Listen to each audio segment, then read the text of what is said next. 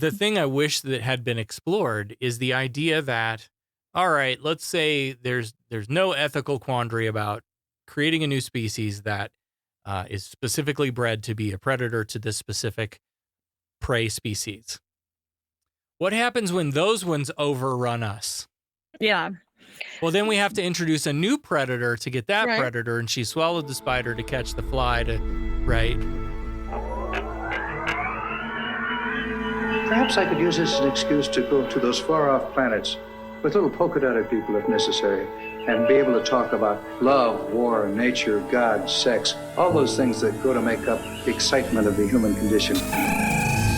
I'm Captain James Kirk. Captain Kirk. Of the Starship Enterprise. And the ineluctable Mr. Spock. Mr. Spock, my first officer. Captain Dr. Spock of... I can't imagine. Kirk. Of the Starship Enterprise. Did I ever tell you about the time I saved Captain Kirk's life? Kirk. Of the Starship Enterprise. What a blessing to be able to live one's life over again. If the life you've led has left you unfulfilled.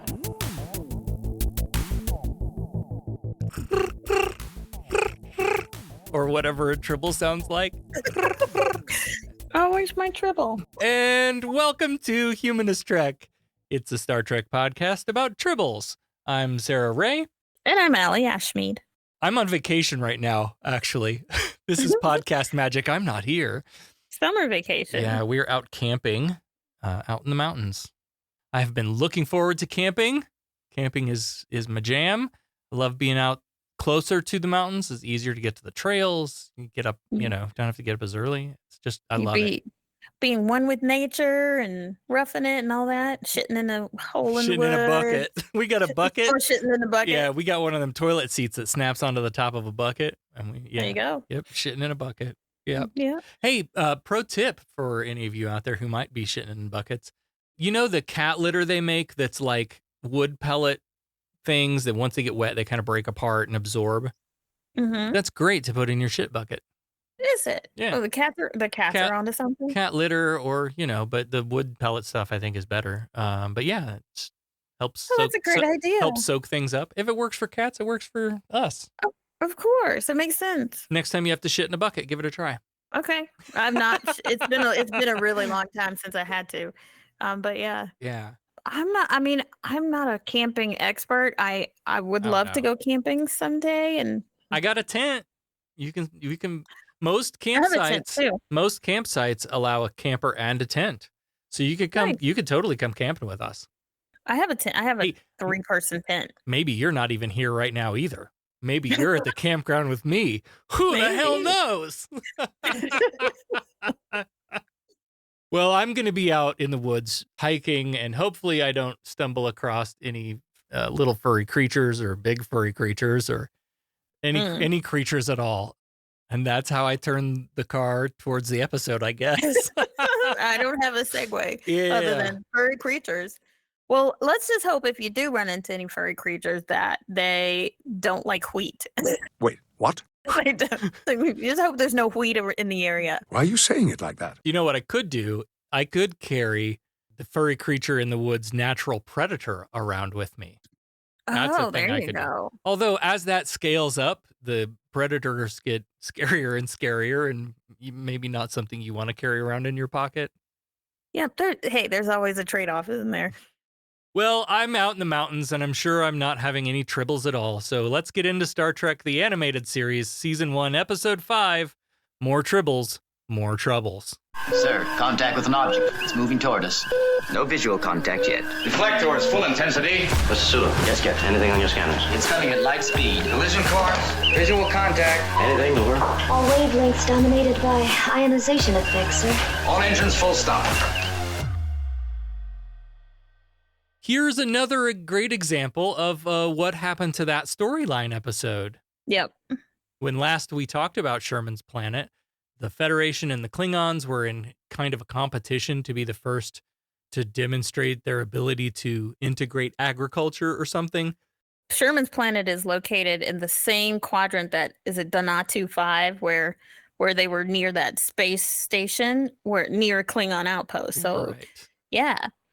This time, I think they're going to help them with a famine a crop failure. Right. So our last encounter was a space station full of grain, quattro triticale, that the Tribbles devoured. The what? What? What's quadrotriticale? Some time has passed now, and there's a new GMO product on the block, quintro triticale, which is one more than quattro, I suppose. Made by Monsanto. The Federation also apparently has robot transport ships, which is kind of cool. These robot grain ships are like the Tesla auto-driving. They're the Teslas of space. I wrote that everywhere in my notes too. We are right there right now. We are the same. Oh my God. And the Enterprise is escorting a couple of these robot grain ships when they pick up a Klingon battle cruiser chasing after some smaller ship. Sensors are picking up a Klingon battle cruiser. Ah, my dear Captain Kirk. My dear Captain Koloff. Frankly, I never liked Earthers. This station is swarming with Klingons. I was not aware that 12 Klingons constitutes a swarm. So they break away to investigate. Oh, and by the way, there's rumors that the Klingons may have some new unknown weapon, so that'll be fun. Yeah. The Enterprise rolls up to this chase just as the Klingons are unloading weapons on the one-man scout ship, and Kirk intends to get there and rescue that pilot. The Klingons are licking shots that just seem to keep missing the smaller ship. I was thinking, they're worse than the stormtroopers because they're just not hitting anything. Cut to the bridge, and it's just full of stormtroopers in Klingon costumes.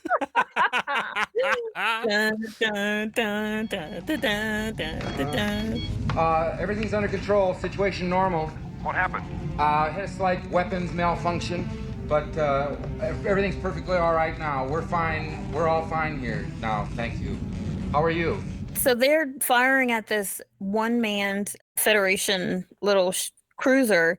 And the Enterprise is like hot on their tails, still asking the Klingon vessel to stand down, but they're not answering.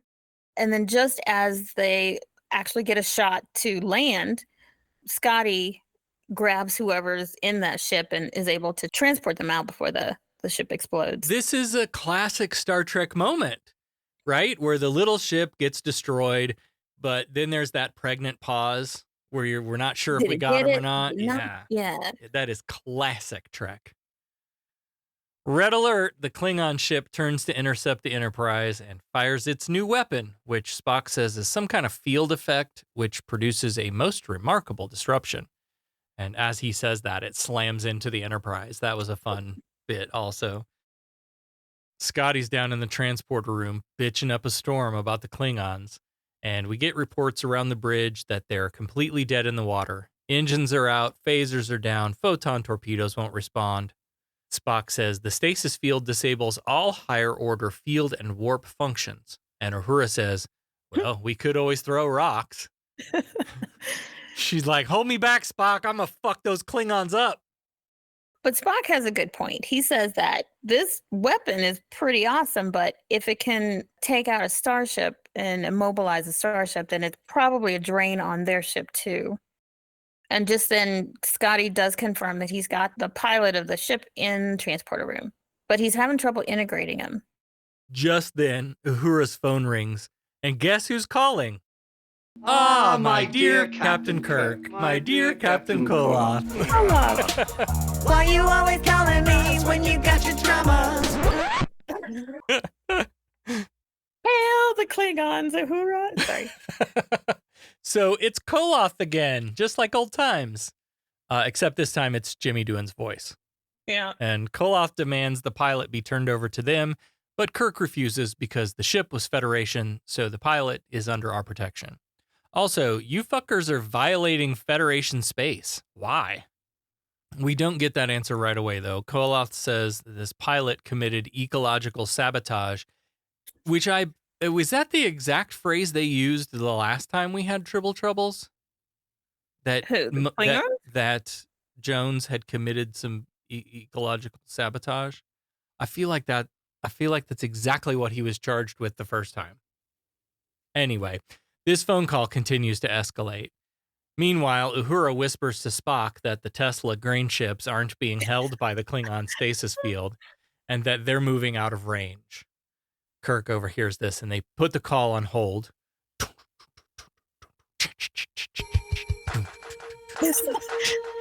I love it. And confirms that they still have control of them.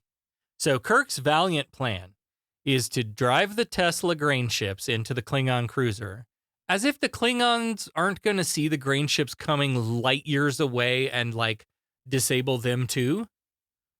Well, he's like, bring them in at different angles. I don't know, so that they could like sandwich them in and blow them up. But too late. They see the ships coming and they fire the beams. And of course, it requires a lot of energy. So the Enterprise ends up being freed because they can't maintain it. The Klingon ship fires at one of the grain bots, but apparently their power was weakened so much that they're only damaging the ship.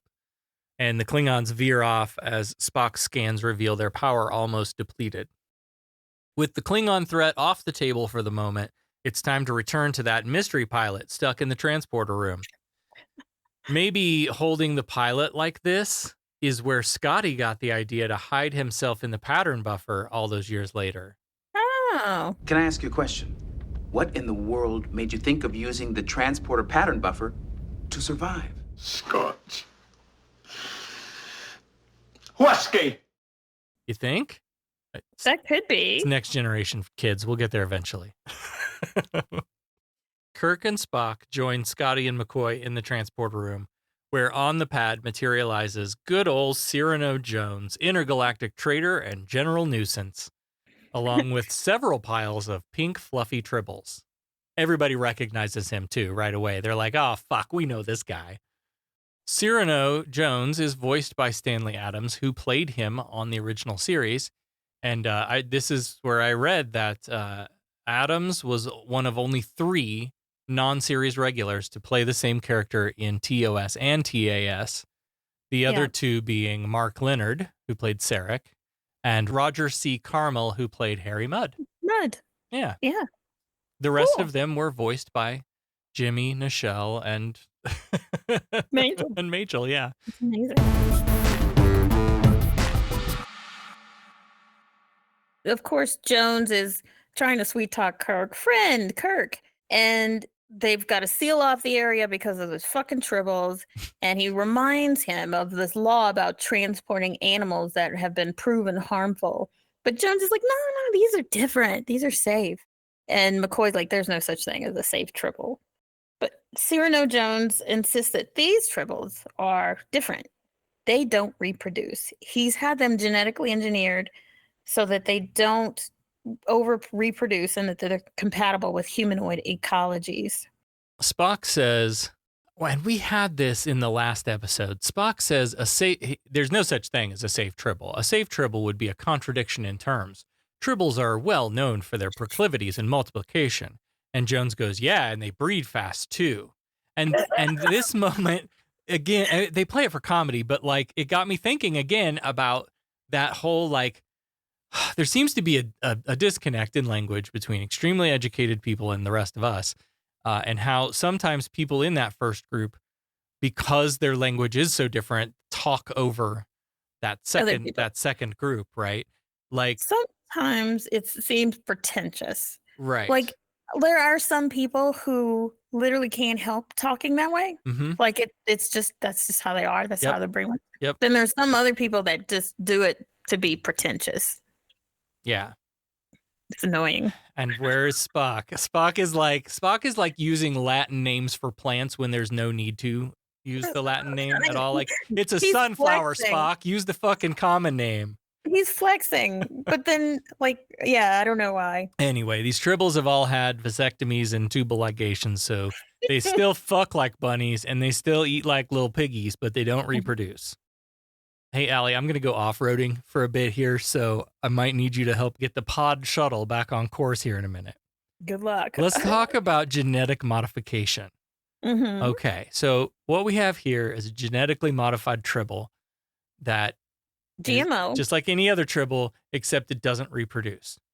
Now, it's interesting to me that GMO has become such a contentious thing in our time This is an example of it back in the 70s, right? Think about things like, the problem, I think, is when we say genetically modified or GMO, I think people envision, people in labs with microscopes, like pulling genes apart and splicing them together. And that is certainly a thing that happens, but it is also selective breeding. Like the corn that we grow was selectively bred to produce the corn that we want over a long period of time. And that's just a natural way of doing what these geneticists might be doing in the lab. So GMO is not a dirty word. And you buying GMO-free crap at the Piggly Wiggly for twice the price isn't doing anything. Wow. I was expecting you to be against GMO. The reasons why this fucking sub-Saharan places are able to grow crops that they couldn't grow 100 years ago is because we genetically modified them to survive in that environment with less water and less pesticides and less whatever. Like that's a positive outcome of genetically modifying crops. Right. And it doesn't give you cancer. Well, I was going to say, we don't know that. We don't know that. We have to wait and see how it's changing our genes, because our genes are, we're evolving anyway. And who's to say we weren't going to in the first place. But I think there's just some, there is some truth to you are what you eat. And then if you're eating genetically modified food, what is that? How is that changing your body? I'm not saying for or against. I don't know. I would say most of the stuff I buy is probably GMO, but I do try to find organic just in case chemicals. I don't know.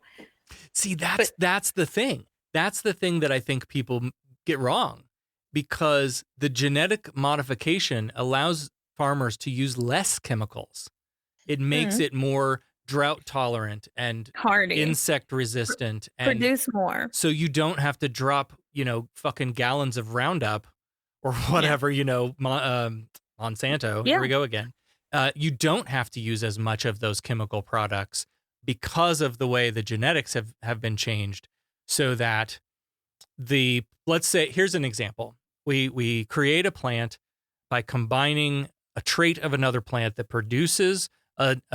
A natural odor that repels aphids, right? And so we've got a bean plant now that has been modified to secrete this thing that repels aphids, and it doesn't change the taste, and it doesn't harm you to eat it, and all other things being net positive or no change, GMO is a positive in those instances.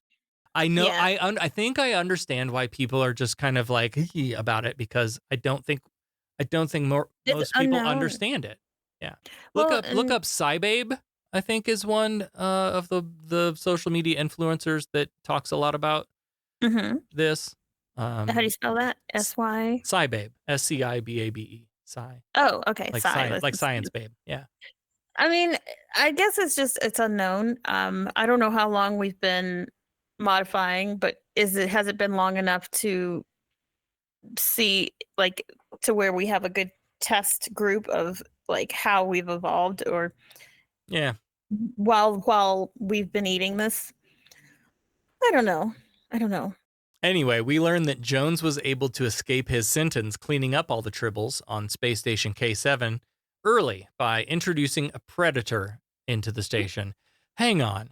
I thought we beamed all those tribbles over to the Klingon ship where they'd be no tribble at all. Right, and then I thought maybe they beamed them out into space or something. So why would he be at K7 cleaning up a station where there were no tribbles at all? I don't know. Anyway, he pulls this tribble eater predator thing from his pocket called a glommer. It's the cutest little thing. I would rather have a glommer. Yeah. It had like long legs. It was like a little round body with some cute little teeth, fangs. It's like a cat with just a head and legs. It's cute. The legs were kind of like frog leg looking legs. And it had like antenna eyes, Yeah, it was cute. There should be a plushie of this guy. Yeah, I totally want a glommer. I do a glommer.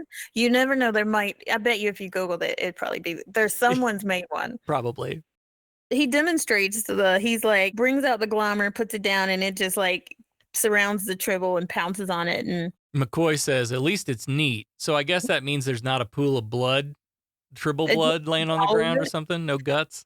But that tribble was just about as big as the main part of his body, so I'm not sure where it went. We also learn here that Jones' big crime was selling tribbles on a Klingon planet, which of course he claims he didn't know was a Klingon planet. In the end, Kirk recounts the 3 Federation and 47 local mandates that Jones has violated and confines him for the rest of this mission, when he'll then be turned over to the authorities. We get a very brief cut down to the medical lab where McCoy is running some scans on a tribble. And then we're right into the conference room where KSM and Scotty have gathered. True enough, they don't reproduce it. He says they just get fat. They're so lax about it. They're like, it's probably nothing to worry about. They're just going to get fat. But what about that Klingon weapon? Again, we get another bit where Spock says something in technobabble and someone else doesn't get it. He says, this weapon is an energy-sapping field of great strength, immobilizing ships and its weapons. But it also immobilizes the Klingon ship, too. And Scotty adds, aye, and if that's true, then it's a weapon that leaves them as helpless as it does us. And Spock and they says, do the exact same thing. I just said that. See, they keep doing it, and I don't like it. I don't find this bit very funny. I think they're doing it for comedy. I think so, too. But it doesn't hit me that way. Maybe in the 70s, I don't know.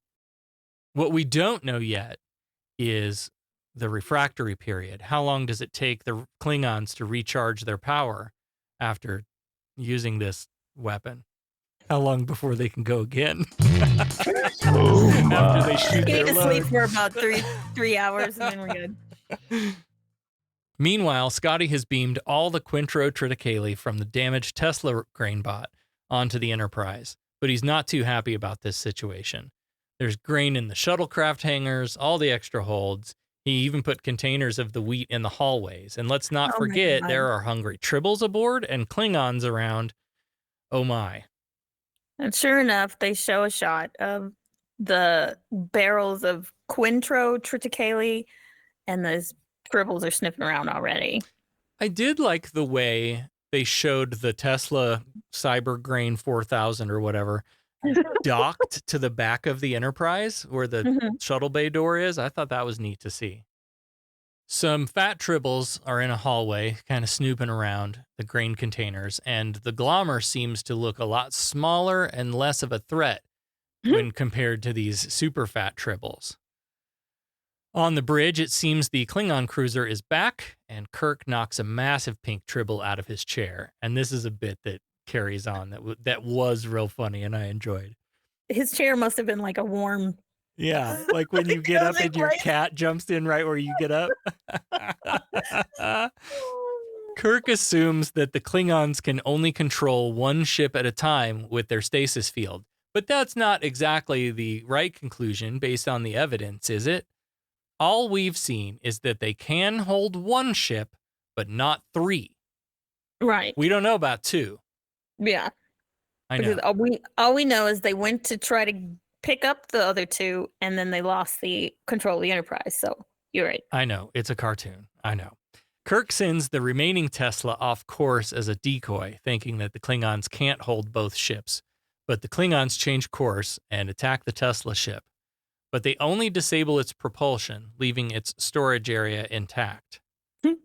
So they're circling around and coming after the Enterprise again, and they go ahead and shoot at the Enterprise, and they do the ship shake, which, they've got all these grain containers everywhere. And of course, they fall over and open, and it is open season on the Quintro Triticale. Were these canisters really not closed in some meaningful way? I mean, especially if you're, we put shit in jars with lids so tight you need special tools to open them again. But these grain bin lids just plop right off? Okay. I know, it's okay. It's a cartoon, you know. Sarah. It's a cartoon. Yeah. them tribbles are like, let's go. And they are just Nom, eating nom, and nom, nom, eating nom, nom, nom, nom, nom. and bigger and bigger and bigger. So Enterprise and the Klingons get into a little bit of a firefight. But then the Klingons just turn around and go away. And they didn't even try to use their new weapon. They did. Spock was wrong, I declare at this moment. Oh, yeah? Yes. We saw the Klingons fire their energy field weapon. Okay. The Enterprise fired one photon torpedo, and here Spock says they're running away. Very odd. They did not use their stasis weapon at all, but we saw them use it. It hit the Enterprise. I don't know. It was the little rings of like the springy with the beam. Yeah, we saw it. So either somebody fucked up in editing or this dialogue was written wrong. I don't know. Either way, the Klingons run off and the Tesla cyber grain is disabled, so they're going to have to tractor it around. But Spock is not all in on that plan. He thinks this might be a setup. Maybe that's what they want us to do. With the additional mass of the grain from one Tesla on board the Enterprise and the other using the tractor beam to tow it around, that's a lot of power that they won't have available to use in battle. So Kirk's like, okay, Spock, what's your plan then? Spock's idea is, and I quote, throw tribbles at them. And I was never expecting for Spock to say something like that because Vulcans don't typically have it. Humor. And Kirk says that. Yeah. Yeah. He's like, I thought Vulcans didn't have a sense of humor. And he says, we don't, but maybe he's not joking. Scotty arrives on the bridge to report that grain has spilled all over the hallways and fat, hungry tribbles are gorging themselves on it. And we see the glommer atop one such massive tribble trying to eat it like a white girl in a BBC porno from 2002. Oh my. So Kirk There's no way, yeah. So Kirk wants Cyrano Jones brought to the bridge. What the fuck? Have we learned nothing? Don't bring them to the bridge. But he does. Some time passes, and Jones arrives on the bridge and immediately goes into sales mode. This guy is like Willie Mays and George Foreman had a baby, and that baby has a show on QVC. Good evening, Star Trek fans and precious Jim aficionados. Welcome back to QVC, where we bring you the most extraordinary treasures from across the galaxy. Today, we have an incredibly special treat for you. Straight from the Star Trek universe, we present the dazzling Spican Flame Gems. Aren't they just mesmerizing? These Spican Flame Gems are a rare find from the planet Spica, known for their stunning, fiery radiance. Each gem seems to dance with an inner flame, capturing the essence of the stars themselves. Whether you're a dedicated Trekkie or a lover of unique and beautiful jewelry, these gems are a perfect addition to your collection. Just look at how the light plays off the facets of this gem. It's like holding a piece of the cosmos in your hand. Today, we're offering these stunning Spican Flame Gems in a variety of settings, perfect for any style. Choose from elegant necklaces, sparkling earrings, or a statement ring, each piece crafted to highlight the gem's natural beauty and fiery glow. Imagine the compliments you'll receive when you wear a piece of the Star Trek universe. And here's the best part. These gems are not only beautiful, but also incredibly affordable. We have a special offer just for QVC viewers today. Each piece is available at the exclusive price of $199.99. Plus, with our easy payment plan, you can bring home these interstellar treasures for just 4 payments of $50 each. Don't miss out on this unique opportunity to own a piece of Star Trek history. Whether you're treating yourself or looking for the perfect gift, these Spican Flame Gems are sure to impress. Call now or visit our website to make your purchase. Remember, quantities are limited, and these gems are as rare as they are beautiful. Don't wait. Call right now. Call 920-550-TREK, 920-550-8735, and use item number ST.1999 to order now. Again, that's 920-550-TREK. Jesus Christ. Operators are standing by to take your call, so don't wait. Light up your life with the brilliance of Spican Flame Gems today. Oh my God. Jesus Christ. That is just like an infomercial. Oh. Holy moly. Now I want to do us, and we can green screen this on QVC selling a necklace with a red gem in it or something. Or what we should do is sell a tribble. Yes. Saying we got to sell the tribble. Yes. These are the best pet. Oh my God. Star Trek they do QVC. not reproduce. Yep. Yes. Star Trek QVC. Yeah. There's so many. Oh my God. There's so many things we could do. Yeah. Yeah. This makes the perfect pet for 3 easy payments for $49.99. Yeah. Yes. Kirk's like, get these fucking tribbles off my ship. And Jones just insists again that these are harmless little tribbles. And Kirk walks over to his chair, and in it sits the biggest tribble we have ever seen. It's so big, Kirk like grunts as he pushes this thing out of his chair. And he tells Jones, like, look, they're eating the Quintro triticale. And Jones is like, the what? The what? What? The wheat. God damn it. What? The wheat? The wheat? Do you remember that from that episode? What? What? What? TOS? What? Yeah. Oh, yeah. McCoy bursts onto the bridge all, Eureka! There's something about these tribbles. But there's no time to dwell on any of this because the Klingons are back. And again, Kirk has to push an even bigger tribble out of his chair as they drop the grain cyber truck and heat up the weapons. And Kirk orders all non-combatants off the bridge. Finally, we're getting rid of this guy who doesn't belong there. They finally wised up after 3 seasons.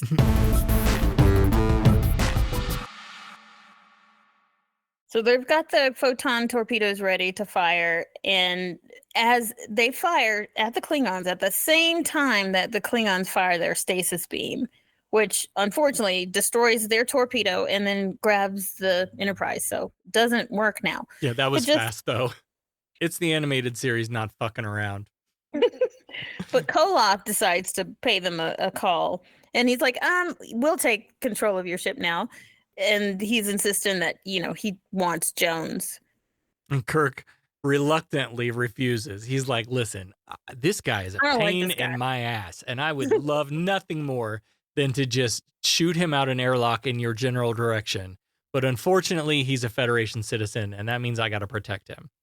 But Koloth is like, okay, you're going to force me to take some steps that we both will regret. And then Kirk just hangs up on him. This was a great bit, too. Kirk tells Uhura to hang up the call, and Uhura's like, I thought you'd never ask.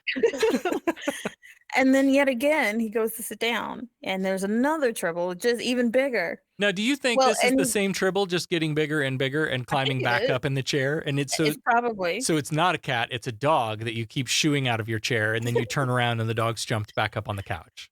And Kirk is like, well, I think I'm going to stand. Back on the Klingon bridge, Koloth is like, we're going to do plan C, implement our boarding plan C. But then back on the bridge, Kirk says, we're going to do emergency defense plan B. So Klingons are doing plan C, Enterprise is doing plan B. And from Scotty's reaction, it seems like this is going to be a decent payoff. The way he reacted to that. Oh, plan B, not plan B. You don't say. And Kirk says it was Spock's idea. So I was going to say, now I understand it. Right. Now that at the end. Sure enough, we cut back to the Klingon ship where Klingons are lined up down the hallways outside their transporter rooms, ready to beam over and capture the Enterprise. But the doors open and a comically large floor-to-ceiling pile of giant tribbles comes spilling out into the hallways. Kirk gets Koloth back on the phone, and he's like, aha, we gotcha. But Koloth is unaware. So Kirk says, well, we've immobilized your ship worse than you immobilized our ship.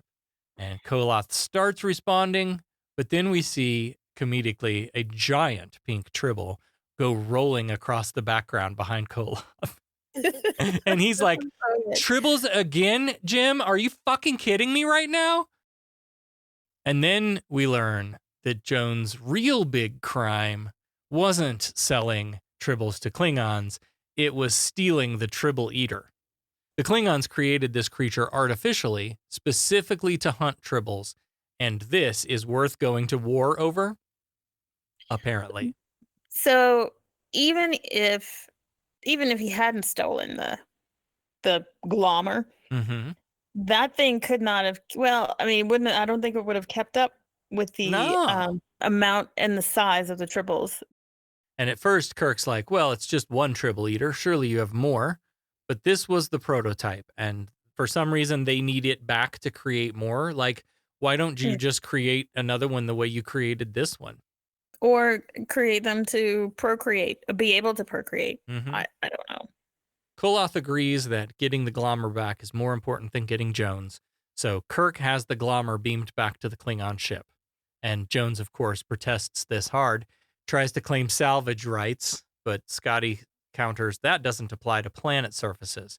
But if you want to get this little beastie that bad, I'll just transport your ass over there with him. And Jones is Poor like, little oh, guy. never mind. I withdraw my claim. Yeah. Yep, never mind. We're good. So they do beam the little guy over. Poor little guy. And then, true to their word, they turn off the stasis beam. But this little guy is tiny compared to all those fucking tribbles. With the Enterprise now free of the stasis field, Kirk and Spock have a quick conversation about how this Klingon weapon is not as effective as they first thought because of the power drain and the refractory period. Here's what I want to know. Why don't we ever see this again? I don't believe for 1 minute that the Klingons just abandoned this idea here. They would refine the whole thing. Go back, figure out ways for the weapon to use less power, find ways to generate more power to operate it, and find ways to reduce the recharge time. This is something that should have existed into Klingon future. Same with the built things. Yeah. I just feel like there's a lot of good ideas that came out of the animated series and they just didn't. Yeah, they just kind of dropped them. Yeah. Mm-hmm. Spock says he thinks the tribbles are a more effective weapon. So we played this for some humor. Okay. Spock humor again. So I'm so confused about the tribbles. Okay. So McCoy says that Jones did a shitty job of his genetic engineering. He kept them from reproducing, but he didn't slow down their metabolisms. They're not just giant tribbles, they're colonies. But okay. This doesn't make any sense at all. As far as the numbers, like when they first came to the ship, they're a normal tribble size. And then they're growing bigger and they're getting... How are they growing bigger if they're just a bunch of tribbles together? Mm-hmm. And then when they're separated, they're... Like you've seen those ants who carry their babies. Oh, yeah. Yeah. And they just like fall apart. Or when they make a raft to float on the water. All the ants hold hands and yeah. Yeah. So it didn't make any sense to me because it seemed like they were actually multiplying. I agree. It felt to me like we had two different ideas in the room while this was being written.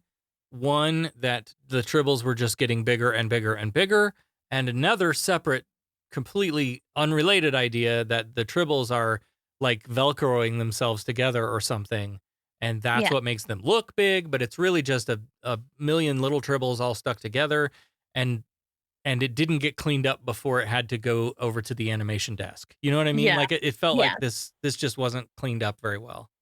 Yeah, 100%. The whole thing about him getting fatter and fatter. Well, they're like, if they're adding more tribbles, then you've got it, and they're not reproducing, then you've got the same amount of tribbles. Right. How is each one getting bigger? Oh, I don't know. Over on the Klingon ship, they've got tribble troubles. The engine room is filled with tribble, and Koloth is like, whatever, we have this tribble eater back, so we're good. But the door slams open, and a single massive floor-to-ceiling tribble is revealed. And this was the best television cartoon bit in the whole episode. We see the glommer like freak out at seeing this thing, and he runs. But because it has 4 legs, its legs move like a windmill as it speeds away. That was great stuff. The glommer's like, fuck this, I'm out. And they shoot the big tribble, and that's when they just become a million little tribbles. And they're like, damn it, Jones has done this to us again. He's got us again. In the hallway, McCoy says a simple shot of neothylene will break up the colonies into smaller tribbles with lower metabolism, making them truly safe tribbles after all. Of course, that won't help the Klingons. And it wouldn't be a Tribble episode without this classic comedic bit to end on.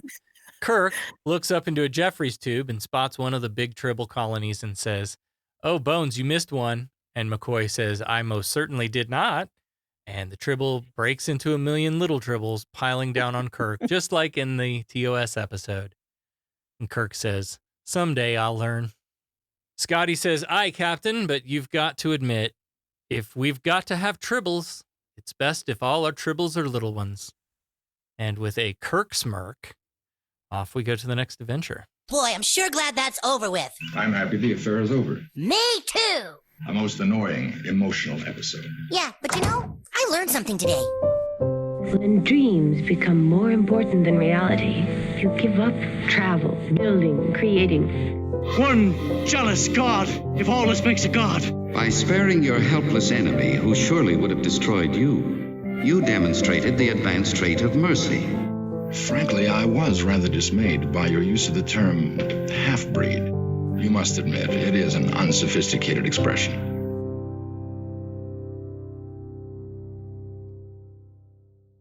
I love that they gave Scotty the witty line at the end of this episode, like he had at the "There'll be no Tribble at all." That was a great nod. Yeah. I don't think this one had it. Maybe it did have a humanist theme. The thing that it made me think of is, and this is not something that was explored, of course. So we create a new being in a lab who's specifically bred to be a predator to this invasive species that we think is invasive and we don't like it because they're really not. I mean, they're not they're not harmful. They're just a species living their lives, living their best furry little lives. They're harmful in the fact that if they get a hold of your crops, I mean, they are harmful. Yeah. They're not harmful in like, I'm going to injure your body harmful. They're harmful ecologically. Yeah. Because they don't have a natural predator. Right. So this is a bug then. So this is the aphid on your bean plants. Mm-hmm. And now we have genetically designed something that will kill all of those aphids. Who are we to genocide another species in that kind of way? Yeah. But the thing I wish that had been explored is the idea that, all right, let's say there's no ethical quandary about creating a new species that is specifically bred to be a predator to this specific prey species. What happens when those ones overrun us? Yeah. Well, then we have to introduce a new predator to get that predator, and she swallowed the spider to catch the fly to, right? Mm-hmm. Like there, I said this before, there's always a trade-off. A lot of times we don't know what it is when we're doing these things, like genetically modifying something to eat. Mm-hmm. There's probably something down the line that we're going to pay for. You know what I mean? We don't know what it is. There's a trade-off sometimes. And you're right. It's an avalanche of stuff, a cascade of things. An avalanche of tribbles. An avalanche of tribbles. For example. Like, I mean, so we, like humans, don't really have a natural predator. Not really. No. Except ourselves and stuff like war and things that we do to ourselves. And I'm trying to think, just about every animal on this planet has some sort of predator except us. Yeah. Yeah. And does that contribute to, and that's a facetious way to ask the question, but does that contribute to our superiority complex when it comes to we are the most evolved, the most advanced, whatever bullshit ideas that we have about that was the other episode, but still these themes come back. Yeah. Yeah. We're playing God, basically the God that we always talk about. We're playing that with anyone we deem lower than us. No, I think this one was meant to be a fun return to the world of Tribbles. Yeah. A beloved original series episode. This felt like much more of a hat tip to fans than it did as any kind of we're trying to tell a big story here, you know? Yeah. And yeah, I mean, I think you and I can read all kinds of things into it, but yeah, I don't think it was that deep. It wasn't that deep, Sarah. I mean, I guess it does speak to ecological warfare of a kind, if we're introducing, so that's the other thing, right? And I guess this is the part we didn't talk about, the idea that someone is introducing the invasive species into your environment, into your, right. So you're a Klingon farmer or whatever, right? You're a good old Klingon grain farmer, and you drive your tractor and you listen to your country music, and this guy shows up and is like, check out this little furry cute thing. This would be great to have on your farm. And suddenly your crops are gone, and there is this invasive species on your planet. Yeah, that gives me a different perspective of eradicating the invasive species.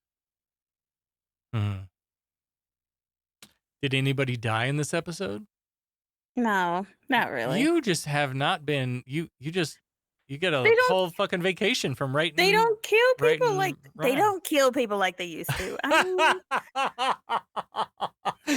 Oh God, they just don't kill red shirts like they used to. No, there's a T-shirt. They killed us a lot, and that's the only animal that I had to write something for. So yeah, they just don't kill people in the animated series. Let's get right to business. Fine, I'm authorized to pay an equitable price. Federation has invested a great deal of money in our training. They're about due for a small return.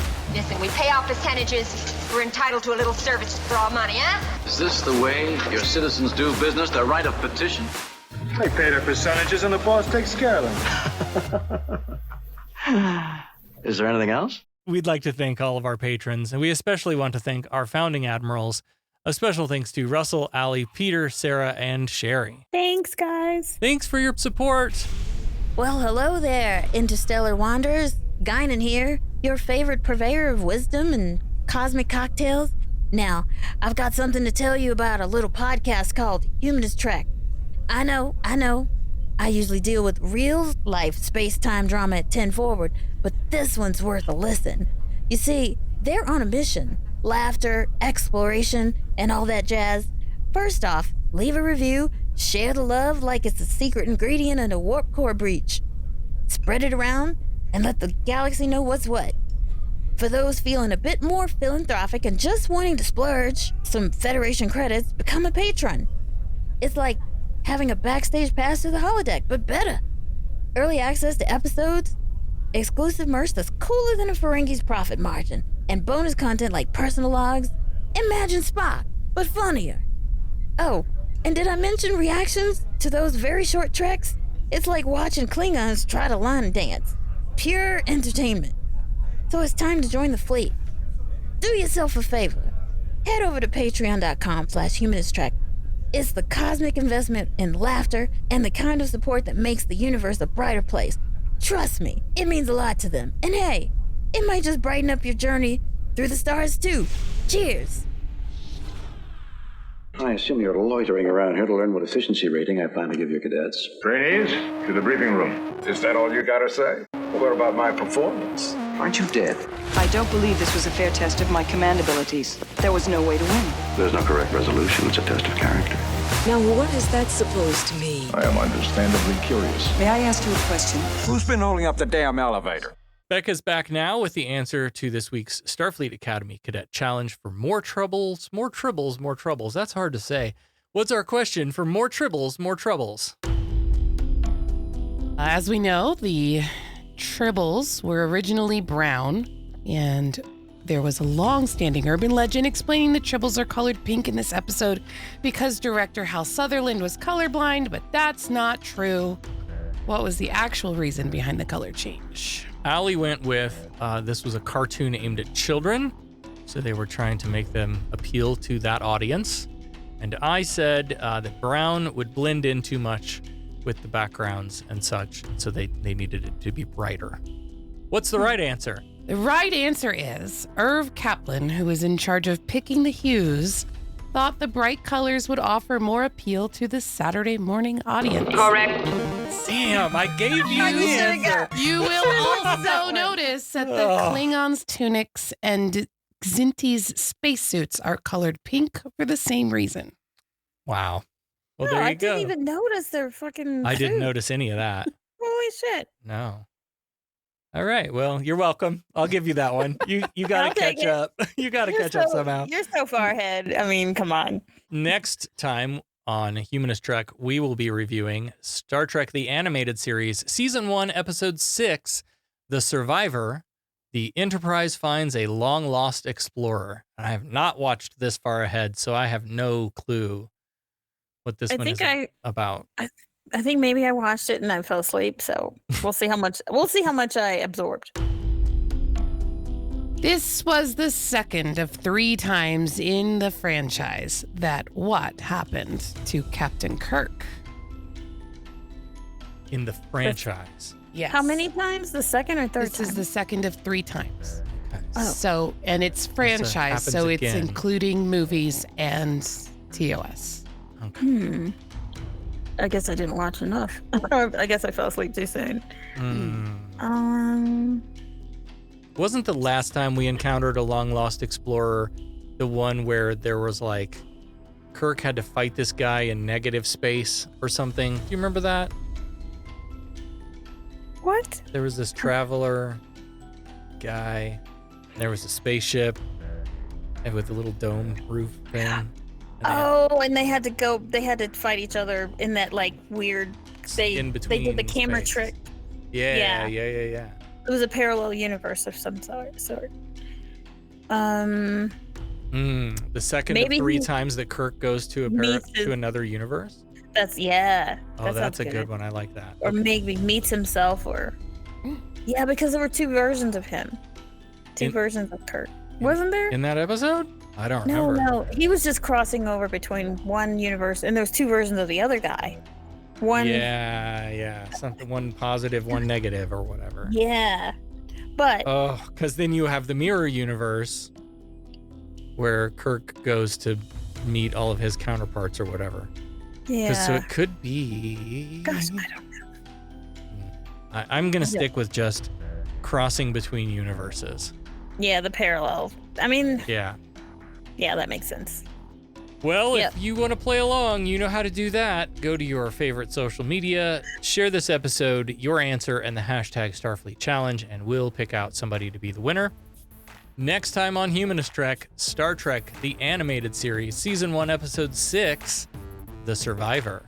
Diftor, Hex, Moosma. Kapla. Humanist Trek is available wherever you replicate your podcast. Follow us on all the social medias at Humanist Trek. Become a patron at patreon.com/humanisttrek. Open hailing frequencies to podcast@humanisttrek.com and visit our website, humanisttrek.com. Humanist Trek is a production of Sarah Austin Media.